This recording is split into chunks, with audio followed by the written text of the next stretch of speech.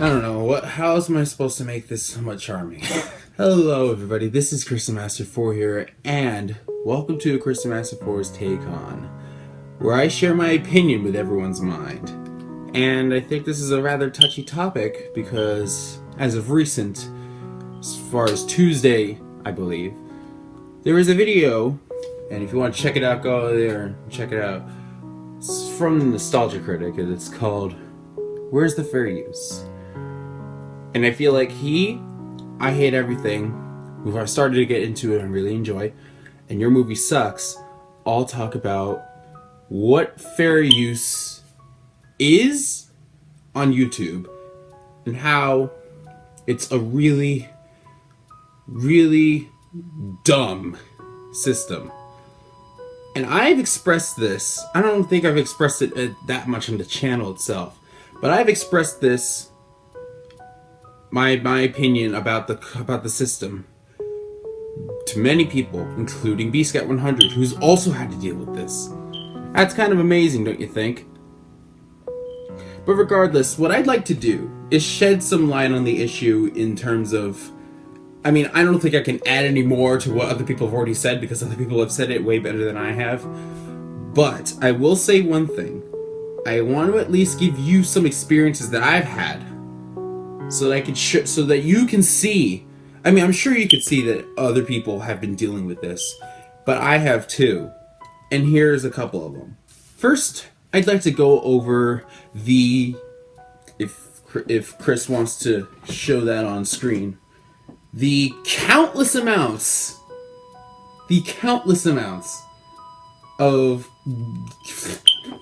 freaking content ID claims that I get from Nintendo all the time for their music. And it's only the modern Nintendo games. It's not any of the classic ones as far as I know. I think the Wii onward is when they started pushing content ID stuff. I get it on my Splatoon videos, I got it on the new Super Mario Bros. Video I did, I get it on the Zelda videos that I did, Skyward Sword, and I don't think Twilight Princess got a lot, but I definitely got some on Skyward Sword, and basically I don't get any money off of it. A lot of the content ID claims that are from other companies for their own music, I understand, because in my opinion, actually no, I'll get to that when we get to the copyright strikes, because that's happened too. But in terms of content ID, I'm perfectly fine with other other people. Notice I just said people, not companies. I'm perfectly fine with other people making money for their content, and me sort of having it, but sending it to them. I'm fine with that. What I'm not fine with is when it's a copyright strike, or no, when it's companies. Okay, I can also get into when it's other companies trying to falsely claim your work as theirs so that they can take money from you. Either they could take money from you, or they could block your entire video worldwide, like what happened to me and the Kirby video. The Kirby, you don't know. There is an episode of Kirby's Return to Dreamland, episode 9, I believe, of Extra Mode, that was blocked worldwide, and I didn't know about this. They didn't send me an email or anything. I just happened to look along the new at the time copyright notices tab on my, studio, creator studio, as it were. It's just a dumb name, but regardless. So I looked in the creator studio, and I noticed that there was a video that was blocked worldwide. It was my Kirby video. Some random ass third-party company decided to copyright claim it and block it worldwide. I disputed it, and it got back up almost immediately because they don't own the content to a Nintendo game. Like, if it was Nintendo, I would understand. It would also be, why would they do it? that would beg the question, why would they do it? But at least it's kind of makes sense if it's Nintendo. But it's just some third-party company. No one ever heard about them. They didn't do nothing. They weren't publishing the game. I did my research. They're nothing. And they copyright claimed my video of a Nintendo game. That kind of baffled me. at the very least. It baffles me. And before I get to the huge copyright strike, I'd just like to say a couple things about Let's Playing in general when it comes to content ID stuff. Because I feel like what the Nostalgia Critic did for his video, he talked more about movies, which I think everyone can agree upon the fact that movies on YouTube are way more strict when it comes to copyright stuff. Like, way more strict. Oh my gosh, like there's a lot of stuff that people can get away with. Like if you're putting up full movies, that's fine. That's fine. No, if you're putting up full movies, that's bad. That's really bad. Like even if people are putting camera-ups of movies, that's not. You shouldn't do that. That's what the system is technically for. But it's been used and abused by many people. Many people. And on the movie side of things, it makes more sense to make a video about it because it hurts them more, especially if it's a review. Like because I've heard about negative reviews getting kicked off because the creators of games or the creators of movies removing negative reviews so that the positive reviews show, so that people want to get their content more. If they have no negative reviews, then it's also censorship, which is a different thing entirely. But I will say one thing. The grand scheme of copyright on Let's Playing is mostly from what I've experienced in terms of songs and modern Nintendo. But I think I already talked about modern Nintendo in my rant on the Angry Joe controversy, which technically really wasn't a controversy, it only lasted like a week. But but anyway, like I think that some of that stuff that I said in that video could apply here. Like Nintendo has been holding. They've also been I don't know. This is gonna go back into Nintendo, and I don't want it to. This is about YouTube. Like Nintendo, in this case, hasn't done anything wrong. But I feel like in terms of Let's Playing, you're kind of on a. Unless you're uploading like long plays of the entire video game, then at least for visual content, copyright should be fine. And for video game soundtracks, unless it's like an actual, unless it's in like an actual licensed song that you can get on iTunes or get on whatever other site, then I feel like, especially if it's for a big company. Especially a big company who's worth $10 billion. $10 billion. They should not even have the audacity to copyright claim songs from their video games to basically seep the money from the creator to the company. The one that's worth $10 billion. That's an issue. That is a freaking issue.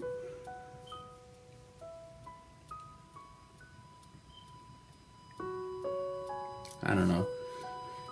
I mean, it doesn't affect me that much because this is like a hobby kind of thing. Like I haven't made a single cent on my videos, and even when I was partnered with, well, I still kind of am as I'm recording this, but when I was partnered with the Smosh Games Alliance, like I don't know if it's okay to like, I don't know if it's okay to like, say this on camera, but if it's not, I'll censor it. But like, basically, I have to meet a certain benchmark in order to get paid anything, and I've not even been close to reaching that benchmark, so I don't even know.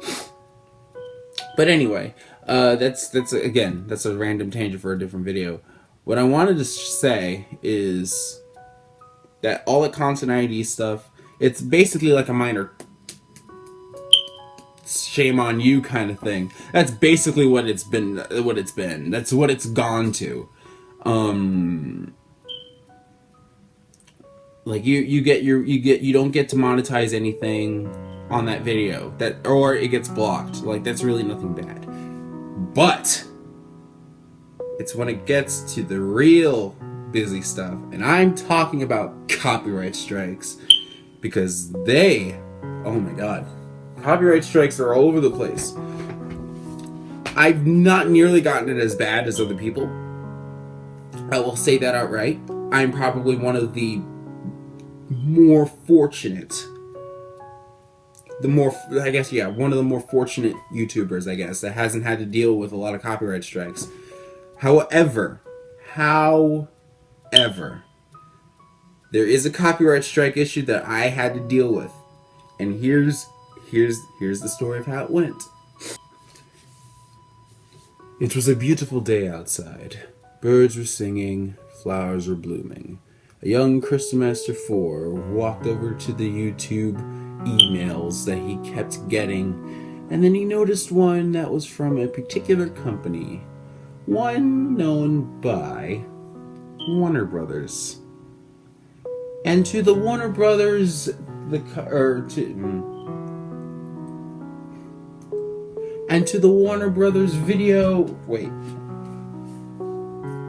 And to the video that ended up getting copyright stricken by the Warner Brothers happened to be a Let's Play video. One of Tom and Jerry Tales Episode 1. Yes, Warner Brothers Entertainment, manually copyright struck my channel, removed the video, the first part of the Tom and Jerry Tales DS Let's Play. First part, removed from YouTube. Removed. I got scared. Because it just happened suddenly. They didn't give you any notice. It's just like, boom, takedown. And this was months after the video aired. Like, this wasn't immediately. This was not immediately at all. This was months after. And you know what the kicker is? I can't read it right now. Actually, maybe I could. But you know what the kicker is? And maybe I'll put it up on screen too to show you. The real kicker about that whole email is the reasoning. The reasoning they gave for removing my video is as follows. Infringed on Tom and Jerry. That is from my mind. I can't look it up right now. I have all the other emails though. It says infringed on Tom and Jerry. They didn't specify a specific thing. They just said the video infringed on Tom and Jerry. What about it infringed on Tom and Jerry? Like, that's so freaking vague that I don't even know what to do. What specifically did I infringe upon? And if I did, how could I change it? Nothing. No comment about it. Just infringed on Tom and Jerry. Boom, copyright strike. You can't do anything on your channel now. So that kind of annoyed me. Really, it did annoy me for like the whole 2 weeks that I had that up. And now I can show you an email. If Feature Chris remembers to put this up. Here's a video of the. Here's a picture of my email, and I shall read it to you, of me sending an email to Warner Brothers. Hello, my name is Kristoff, and I recently acquired a copyright strike on my first video of my video playthrough of Tom and Jerry Tales, the video game for the Nintendo DS. That video was taken down by you on the grounds that I infringed on Tom and Jerry. However, I'm not sure how I infringed on those characters and misused the media because there's no copyrighted footage of the show embedded in the video. You never specified how infringed on the characters and just flat out gave me a copyright strike on my YouTube channel. Now, I'm willing to negotiate if at all possible because I'd like to remove that copyright strike as well as get the video back up on my channel and in good standing. I tried submitting a counter notification to you earlier, but I do not believe it went through. Okay, pause for a second. Here's the thing. I didn't mention this in the video, I don't believe, but there was another image that was going to show up, and that was this. And you know what this is? This was me after trying to send a counter notification, and YouTube's blatantly saying that they thought I was misusing it, so therefore they denied the first one. But they allowed the second one even though it was the exact same one. What the crap? I'm not angry that you guys did this, however, I am confused as to why this was taken down just out of the blue. I hope you can reply as soon as possible so you can sort this out. Thanks for your time. So I sent them an email, I didn't get a reply. So I had to wait 2 weeks for the video to, be reinstated, as it were. And it did, and my channel was in good standing again. However, I could not make videos over 15 minutes. I could not monetize anything. One random thing I couldn't live stream, but that's kind of, very, very minute compared to all the other stupidity I had to deal with. Compared to everything else I had to deal with, that was what got me. However, that didn't really stop me because I tried to think, what could I do in that time frame that I have of 2 weeks to get content on my YouTube channel? Because a lot of my videos are over 15 minutes, 15 to 20 minutes. That's usually how I make it, or 15 to 25, depending on how long the game is. But I will say, if I hadn't done that, if I hadn't gone through all that hell, it probably would have taken me longer to get to Skullgirls.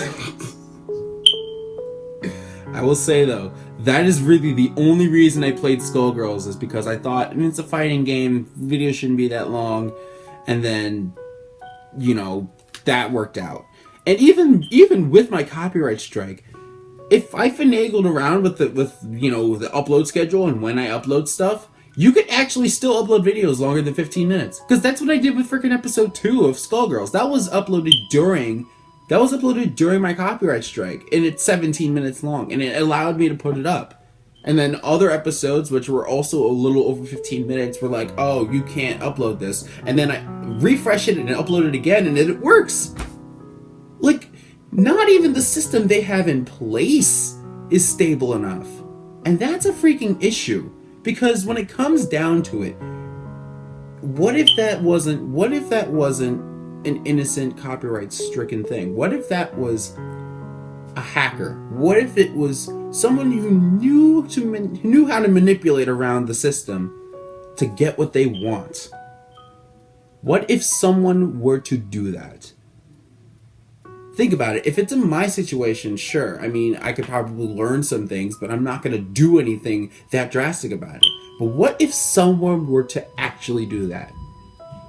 Then you can imagine just how blown up this is, just how stupid this whole thing is. And it's because YouTube has not changed at all. They can change their layout, they can change all of the system settings, they can change all of how you see things, they can push channels that already have millions of subscribers up front, push them out, and then push everyone else back because they're not making enough money. They can do all of that, but they still have not changed. Ever since they were bought from Google, they have not changed at all. And that's the issue. This whole thing is ridiculous. This whole thing is mundane, inane, stupid.